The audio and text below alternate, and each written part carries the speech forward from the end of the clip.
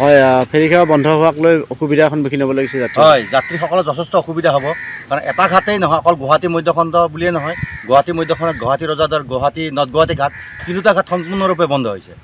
আমাৰ যিটো দক্ষিণ পাৰ অৰ্থাৎ গুৱাহাটী অঞ্চলত সম্পূৰ্ণৰূপে মানে ব্ৰহ্মপুত্ৰৰ পানী শুকাই যোৱাত তাত বালিচৰ পৰিছে য'ত নেকি ঘাট মানে এপ্ৰ'চ বনাবলৈ তাৰমানে সুবিধা নাই সেয়েহে কালি কাৰ্যবাহী অভিযন্তা মহোদয়ে এটা নিৰ্দেশ মৰ্মে আজি 25-10 তাৰিখে সাময়িকভাৱে মানে আজিৰ দিনটো বন্ধ হিচাপে মানে ঘোষণা কৰিছে আজিৰ দিনটো বালিচৰ কালি বালিচৰ আঁতৰিব নেকি বাৰু নহয় এনেকুৱা হ'ব পাৰে গতিকে আজি এইটো ব্যৱস্থা কৰিব লাগিব কাৰণ কিয় ফেৰীটো সদায় বন্ধ ৰাখিব নোৱাৰে গতিকে আজি হয়তো ক'ৰবাত ব্যৱস্থা কৰিব সেইকাৰণে হয়তো আজিতো মানে বন্ধ দিছে আলোচনা মৰ্মে কৰি কিনে কি দিছে এতিয়া